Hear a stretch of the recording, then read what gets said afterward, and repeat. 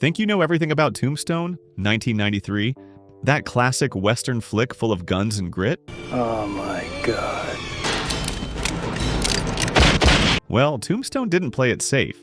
It just oozes toughness, gunsmoke, dust, and pure chaos. If I thought you weren't my friend, I just don't think I could bear it.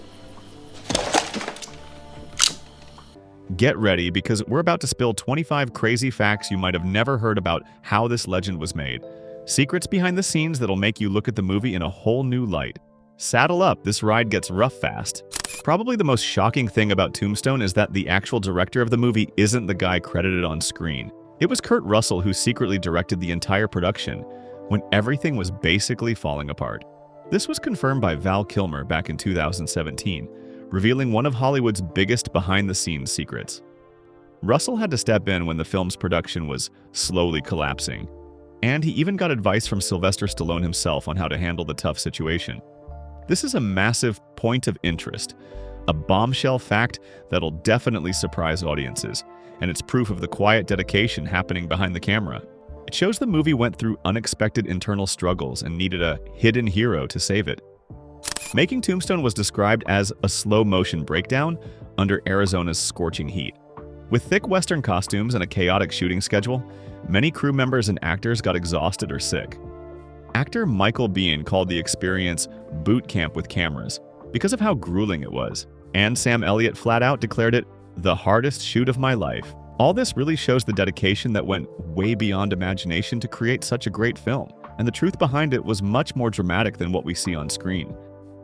Tombstone is famous for its meticulous attention to every tiny detail, from buttons to boots, all to ensure historical accuracy.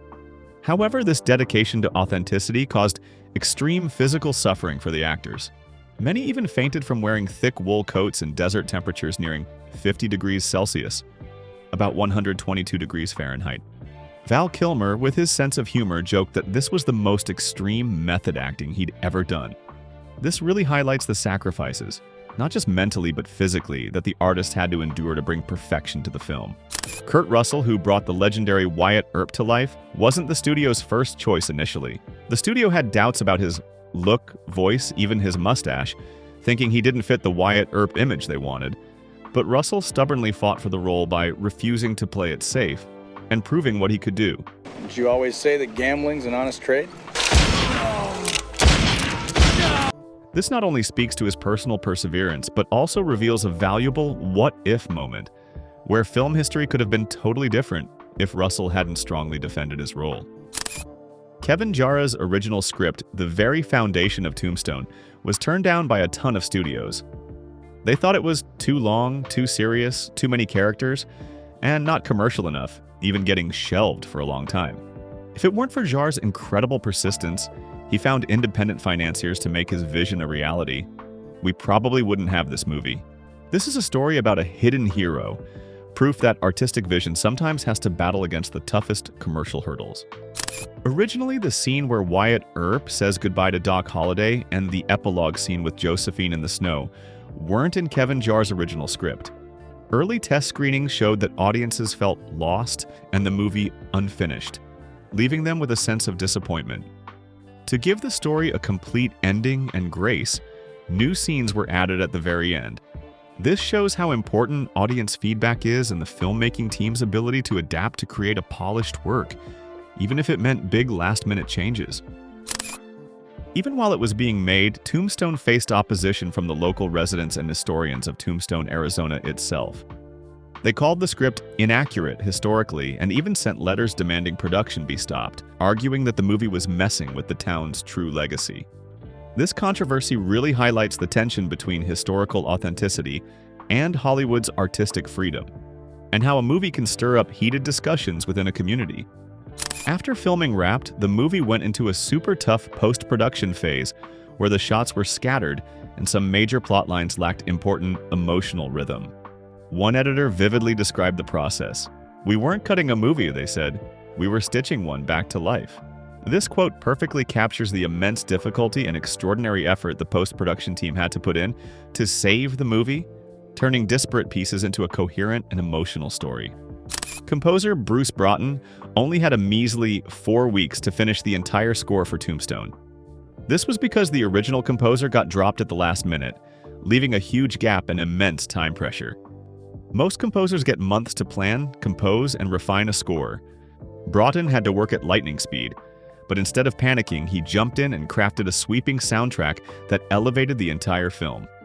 His work brought tension to the gunfights and heart to the quiet moments, all under that insane deadline. The fact that he pulled it off in just 4 weeks is still mind-blowing to film music fans today.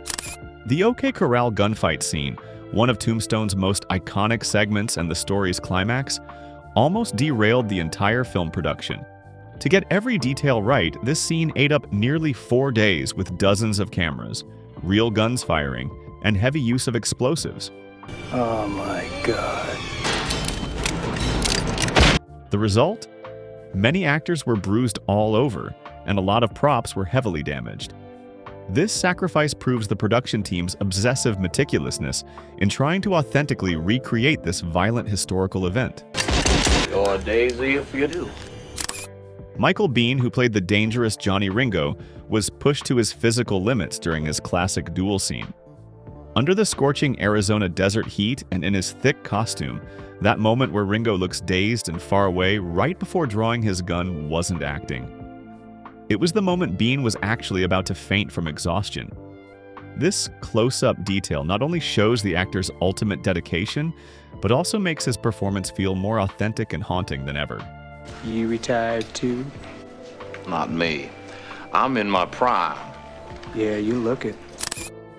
Val Kilmer's performance as Doc Holliday is considered one of Tombstone's brightest highlights, and that came from his extraordinary immersion in the role. Kilmer never broke character as Doc Holliday, not just during filming but also off-camera. He changed his walk, adopted a lisp, and kept his distance from co-stars to maintain the character. I beg to differ, sir. We started a game we never got to finish. He can never kill enough or steal enough or... This dedication delivered a Doc Holliday who was vivid, complex, and utterly captivating, completely convincing the audience. This makes you wonder if there are any more secrets, right? Keep reading, because the facts ahead are even more surprising, and you won't want to miss them. To ensure absolute authenticity for his role, Val Kilmer spent time working with historians and Latin scholars. His goal was to make sure that the insults and the intense verbal sparring with Johnny Ringo were not only grammatically correct, but also accurate to the language and era of the time. This meticulousness shows that Kilmer isn't just a talented actor, but also a serious researcher, an artist who constantly learns to understand his character down to the tiniest details. As revisions piled up and changes kept happening, he seriously considered walking away from the role. For an actor of his caliber, it was frustrating to watch the story constantly shift under his feet. He wasn't sure if the movie would hold together or if his character would even make sense by the end. However, a private meeting between Elliot and Kurt Russell changed everything, helping him regain his trust and decide to stick with the movie. That quiet moment of reassurance between co-stars turned out to be crucial. This almost happened moment highlights the importance of personal encouragement and trust between actors in a high-pressure production environment. One of the most touching and admirable stories about camaraderie in Tombstone is Kurt Russell's sacrifice for Val Kilmer. Russell proactively reduced his own dialogue and agreed to cut down Wyatt Earp's scenes to give Kilmer more room to develop the Doc Holliday character. This action shows extreme professionalism, mutual trust, and a high level of cooperation between the two lead actors. It's a rare example of a star willing to step back so a colleague can shine, all for the movie's overall benefit. Maybe poker's just not your game, Mike. Let's have a spelling contest. Even though the movie focuses on the three Earp brothers, Wyatt, Virgil, and Morgan, in reality, the Herp family was much bigger. In real life, the Herp family had 9 siblings, a significantly larger number than what's portrayed on screen. This indicates that the movie had to simplify a part of the historical story to focus on more dramatic aspects, while also providing deeper insight into the actual size of this legendary family. No, make no mistake. It's not revenge he's after. The role of Johnny Ringo, which ultimately went to Michael Biehn, was initially offered to Mickey Rourke. However, Rourke turned down this iconic part. It's one of those classic what-if Hollywood moments. What would Tombstone have looked like with Rourke's intense, unpredictable energy in the role? Ironically, he later played Lucifer in another horror western, showing he wasn't entirely done with the genre. Fans still debate whether his version of Johnny Ringo would have been darker, wilder, or maybe even too much. This creates an alternate history moment where we can imagine a very different version of Tombstone if Rourke had accepted the Johnny Ringo role. It just proves how a single casting decision can completely change a movie's outcome. Doc Holliday's classic line, "I'm your Huckleberry," has been a hot topic of debate online. The original meaning of this old Southern phrase is, "If you want to fight, I'm your guy," showing a readiness for confrontation. I'm your Huckleberry. Why, Johnny Ringo, you look like somebody just walked over your grave. And to clear up any doubts, Tombstone's original script definitely says Huckleberry, confirming the accuracy of this legendary line. This clears up some pain from ambiguous information, helping audiences better understand one of the movie's most iconic sayings.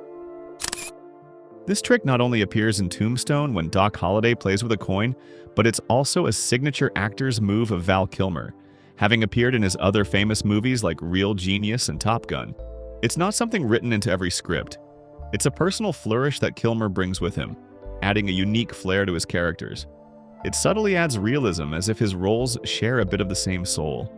Fans who notice this tiny habit often feel like they're in on a secret, a little hidden thread that connects his performances. This is an interesting, close-up detail, showing how an actor's personal habits and trademarks can follow them through many roles, creating an unexpected connection. It also reminds us how small choices can leave lasting impressions. This is probably one of the weirdest and most entertaining facts that few people would expect. There's an unexpected link between Doc Holliday and Batman. Both Adam West, who famously played Batman in the 60s TV series, and Val Kilmer, Doc Holliday in Tombstone, and also Batman in Batman Forever, have played both Doc Holliday and then Batman. This random coincidence is a totally surprising point of interest, showing the strange connections in film history. That line about the great composer Frederick Shopen in Tombstone isn't just a random detail. It hides a deep and sad meaning. Both Doc Holliday and Chopin are believed to have died from the same cause, tuberculosis. This link adds another layer of tragedy to Doc Holliday's character, reflecting life's fragility and the harsh fate that connected two seemingly unrelated people across centuries. Tombstone isn't just a great Western, it's also a film full of respect for the genre's history.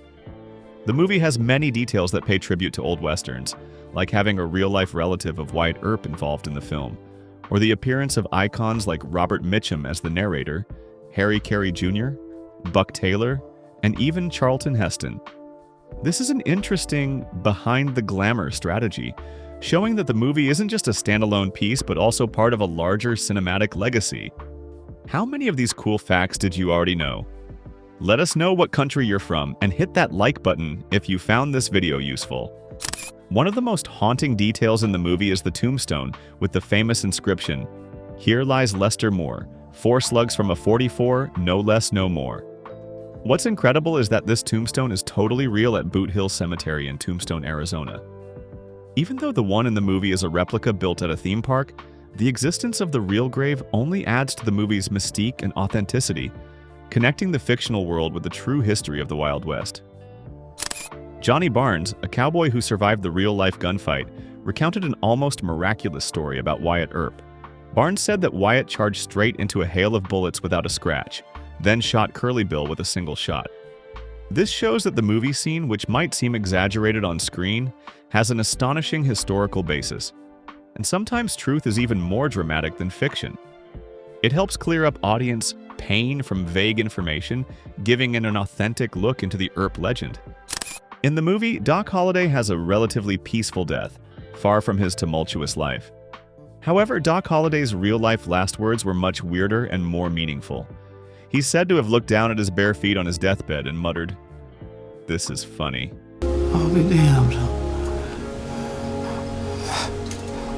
This is funny. He laughed because he always thought he'd die with his boots on, implying dying in a gunfight like a true gunslinger, not quietly from illness. This is a final twist, an emotional truth that reveals a bit of the personality and life philosophy of one of the West's most legendary gunmen. To sum it up, Tombstone isn't just any Western movie. It was a grueling film shoot, a script that almost got forgotten, and a flick that almost never made it to the screen. But somehow, it all got stitched back together through late-night edits, on-set rewrites, and performances that went way deeper than what was on paper. In the end, the movie found its voice and became a legend, a story that still sticks with you long after the dust has settled. How many of these facts did you already know? Let us know what you think about Tombstone now that you know more about it. Don't forget to hit that subscribe button so you don't miss our next videos about the amazing world of cinema.